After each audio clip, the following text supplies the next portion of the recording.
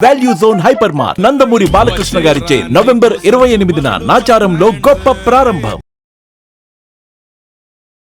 నమస్తే రమగారు. నమస్తే జయ. రమగారు, ఏదో ఒక పని చేద్దాం అనుకుంటాం, ఏదో ఆటంకం వస్తుంది. పలానా చోటుకి వెళ్దాం అనుకుంటాం, ఏదో ఉద్యోగం, పెళ్ళి, ఇట్లా రకరకాలుగా ఏమి చేద్దాం అనుకున్న ఆటంకాలు వస్తూనే ఉంటాయండి కొన్నిసార్లు. సో సంకల్ప సిద్ధి జరగాలి, ఎటువంటి ఆటంకాలు ఉండకూడదు అంటే ఏం చేయాలి? పురాతనమైన విధానమే వినాయకుడు. అంతేనా? ఇప్పుడు థింక్ పాజిటివ్ అని చెప్తాను జయ. పెద్దానికి మనం ఏదో పని మొదలు పెడతాం, అవదు. మళ్ళీ 2 రోజులు మళ్ళీ అవదు. 3వ రోజు మొదలు పెడతాం, అవదు. 4వ రోజు 5వ రోజు ఎప్పుడు ఏం మొదలు పెట్టినా పనులు అవ్వట్లేదు. నీకు వెంటనే ఏమనిపిస్తుంది? నువ్వు నాకు చెప్పావు, పోనీ మనం పోయి ఇంకొకళ్ళకి చెప్పాం. ఏదైనా దేవుడికి పెట్టుకుని బయలుదేరండి. అదే మీకు చెప్పారనగా నేను చెప్పబోయాను, అదే చెప్తారు కదా. నేను అదే చెప్తా. ఎవరైనా పెద్దవాళ్ళు అదే చెప్తారు కదా. నీ వల్ల కావటం లేదని అర్థం. మన చేయి దాటింది, మన వల్ల కానప్పుడు మనం ఏం చేయాలి? ఎనర్జీని కోరుకోవాలి. ఎక్కడి నుంచైనా ఒక శక్తి మనకి సహాయం చేయాలి. ఇలా ఆటంకాలు వచ్చినప్పుడు, వస్తున్నప్పుడు, ఏదైనా పని మొదలు పెట్టేటప్పుడు మనం కోరుకునే డివైన్ ఎనర్జీ ఏంటంటే గణపతి యొక్క శక్తి. ఆయన విఘ్న నివారణ చేస్తాడు. విఘ్నం అంటే ఈ పని ఆగిపోవడం చిన్నది కూడా చేయ. అవునండి, చిన్న వాటికి కూడా ఆటంకాలు వస్తాయి. అయితే ప్రతి పనికి వినాయకుడేనంటే నువ్వు రోజు పళ్ళు తోముకోవడానికి, వంట చేసుకోవడానికి వినాయకుడు అక్కర్లా, దానికి అక్కర్లా. ఉద్యోగం అని, చదువు అని, ఏదో వ్యాపారం అని, ఏదైనా ప్రత్యేకమైన విధానం అని, వివాహాలని, 10 మంది కూడి చేయవలసిన వ్యవహారాలు. మరి ఇప్పుడు నేను నా ఇంట్లో వంట, నా పళ్ళు నేను తోముకోవడం అయితే నాకెవరు ఏం చేయక్కర్లా, నిద్ర వచ్చి బాత్రూంలోకి వెళ్తే అయిపోతుంది. అవును. నువ్వు ఒక వ్యాపారం చేయాలంటే ఇది మందితో కూడుకున్న వ్యవహారం కాదు, అవునా?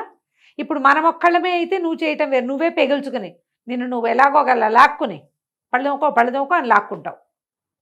టైం అయిపోతుందని. ఇలా వ్యాపారాలు, బిజినెస్ వ్యవహారాలు, వివాహాలు అయితే ఇది ఇంకొకళ్ళ పాత్ర ఉంటుంది అందులో. ఇప్పుడు నేను ఒక్కదాన్ని బిజినెస్ పెట్టుకుని కూర్చుని ఏదైనా పెద్ద షాప్ పెట్టి కూర్చుంటే అవుతుందా? 100 మంది అక్కడికి వస్తే కాదు బిజినెస్ అయ్యేది. అవునవును. ఇప్పుడు ఈ 100 మంది ఇంటెన్షన్స్ మన వైపు పాజిటివ్గా ఉండాలంటే మన దగ్గర ఒక పాజిటివ్ ఎనర్జీ ఉండాలా వద్దా? 100% ఉండాలి కదా. ఆ పాజిటివ్ ఎనర్జీయే విఘ్నేశ్వరుడు. ఇది మనం ఆలోచించాల్సింది. పనిలో విఘ్నం, ప్రయాణం, బయలుదేరాము. ఒకటే మనం బయలుదేరితే నా కాలినడకే ఈ రోడ్డు మీదకైతే నువ్వు వెళ్తావు. నువ్వు వెళ్ళాల్సింది అమెరికా. మధ్యలో వీసా ఆఫీస్ ఉంది. వీసాలో 350 కాగితాలు ఉంటాయి. వాటిల్లో సంతకాలు, వాడెవడో స్టాంప్ వేయాలి, నీ మొహం వాడికి నచ్చాలి. టికెట్లు బుక్ చేసుకోవాలి. టికెట్ బుకింగ్కి ఆ రోజున చాలామంది ఉంటే టికెట్లు రేట్లు ఎక్కువ ఉంటాయి. అవతల నేను చేర్చుకోవడానికి ఓ కాలేజీ, అందులో ఓ గుంపు సమూహం కదా. ఎంత కథ ఉంది, ఎంత ఉంది అంటే నీ ఒక్కడి పనికి ఇంత సమూహంలో ఒక పాజిటివ్ ఫోర్స్ వచ్చి వాళ్ళు నీ వైపుకి తిరగాలి. ఈ మొత్తం గుంపుని ఎలా హ్యాండిల్ చేస్తాం? ఆ హ్యాండిల్ చేసే పాజిటివ్ ఫోర్సే గణపతి. మనకి ఇలాగే చెప్పబడింది జయ. మనం ఏ పనైనా మొదలెట్టేటప్పుడు వినాయకుడికి దండం పెట్టుకోండి అంటే దండం పెట్టుకుంటాం అంతే. కాకపోతే దీని పూర్వాపరాలు మనం ఆలోచిస్తాం చూడు. ప్రతి పని కూడా ఇతరులతోటి సంబంధించి ఉన్నప్పుడు ప్రతివాడికి ఒక్కొక్క ఆరా ఉంటుంది, ఒక్కొక్క ఐడియాలజీ ఉంటుంది, ఒక్కొక్క సర్కమ్స్టెన్స్ ఉంటుంది, వాడికి ఏదో పరిస్థితి. అవన్నీ మన వైపు కూడి మన పని అవ్వాలి అంటే మాత్రం మనకి గణపతి కావాల్సిందే. దీనికోసం మనం ఏం చేయొచ్చు? ఎలా పూజ? ఏదైనా పని మొదలు పెట్టేటప్పుడు గణపతికి దండం పెట్టుకోవటం, ఒక దేవాలయానికి వెళ్ళి అక్కడ పూజ చేయించుకోవటం. మనమే ఇంట్లో గణపతి విగ్రహం ఉంటే ఆయనకు ఒక అగరబత్తి చూపించి, ఒక దీపారాధన చేసి, ఓ బెల్లం ముక్క, ఓ మామిడి పండు, ఒక అరటిపండు నివేదన చేసి, నాయన ఇవాళ ఈ పని మొదలు పెడుతున్నాము, నువ్వు నాతో ఉండు, ఏ పనులు ఆటంకం రాకుండా చెయ్యి, నన్ను రక్షించు అని దండం పెట్టుకోవటం. నీకు అది ఇస్తా, ఇది ఇస్తా, ఏమిటో ఇస్తా, అవన్నీ మీ ఇష్టం చెప్తాం కదా. చెప్తాం. వినాయకుడికి ఉండాలి. మేమేం చేస్తాం జనరల్గా ఏదైనా కొత్త వస్తువు తెస్తే వినాయకుడికి ఉండ్రాళ్ళు పోయటం అనేది ఒక అలవాటు. ఓహో, మా వాళ్ళు భలే ఎక్కిరిస్తారు నన్ను. బియ్యపిండి, బెల్లము కొంచెం నేర్చుకేసి బాగా కలిపి చలిమిడి చేస్తాను. ఉండ్రాళ్ళు అంటే మా అవే ఉండ్రాళ్ళు. ఈ వస్తువు, కొత్త వస్తువు మీద దానికి పసుపు బొట్టు పెట్టి, ఇవి ఉండ్రాళ్ళని అన్నిటి మీద, దాని మీద ఆ వస్తువు మీద పెట్టి ఒక అగరబత్తి వెలిగించి దానికి చూపించి, ఆ తర్వాత ఏం చేస్తాం? కర్పూరం హారతి ఇచ్చి అప్పుడు వస్తువు మొదలు పెట్టుకుంటాం. నువ్వు వాషింగ్ మిషన్ కొను, ఫ్రిడ్జ్ కొను, బీరువా కొను, ఏం కొన్నా వినాయకుడికి ఉండ్రాళ్ళు పోయటమే మాకు అలవాటు. మీకు అది నచ్చుతుంది? మా ఇంట్లో ఉంది. అది చేస్తే ఆ వస్తువు ఇంకా పాడవదు, అలా ఒక నమ్మకం ఉంది. ఓకే. సజావుగా ఉంటుంది. బాగుంది రమ్మగారు. ఉండ్రాలు పోయటం, వినాయకుడికి ఉండ్రాలు పోయటం ఒక అలవాటు. మనం ఒకవేళ ఎక్కడికో వెళ్తున్నాం, ప్రయాణం, గణపతికి దండం పెట్టుకుని బయలుదేరటం, ఓ యాత్ర, ఓ 10 రోజుల యాత్ర, దేవుడికి దండం పెట్టుకుని వెళ్తాం ప్రయాణం సరిగ్గా సాగాలని. ఉన్నాయి శ్లోకాలు ఓల్డని. ఒక శ్లోకం అంటే 12 నామావళి ఉంది వినాయకుడిది. ఓకే. 12 నామాలున్న స్తోత్రము. అందులో ప్రయాణ సమయంలో నిద్ర దాంట్లో కూడా నువ్వు చదువుకోవచ్చు అని.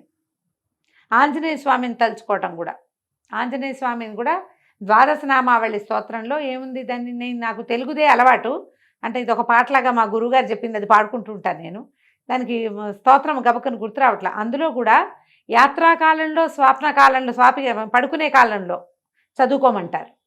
ప్రయాణం చేసేటప్పుడు, పడుకునేటప్పుడు, పయనించినప్పుడు, శయనించినప్పుడు నిన్ను తలచిన మృత్యు భయం లేక బాగుంటుంది అని. వినాయకుడికి చదువుకోండి, ఆంజనేయ స్వామిని తలుచుకోండి. ప్రయాణ సమయంలో వినాయకుడికి ఏదైనా ఇంటి దగ్గర పెట్టేసుకుని వెళ్ళండి. ఏదైనా కొత్తది చేసేటప్పుడు పిల్లలకి గణపతి శ్లోకం ఒకటి నేర్పించండి. చాలా సులువు, శుక్లాంబరధరం అంతే. పిల్లలకి ఫస్ట్ నేర్పిస్తాం. బోల్డెన్ స్తోత్రాలు ఉన్నాయి. 12 నామావళి ఉంది, షోడశ నామావళి కూడా ఉంది. ఓకే. 16 నామాలది కానీ 12 నామాలది కానీ చిన్న స్తోత్రం, 4 శ్లోకాలు 5 శ్లోకాలు ఉంటాయి.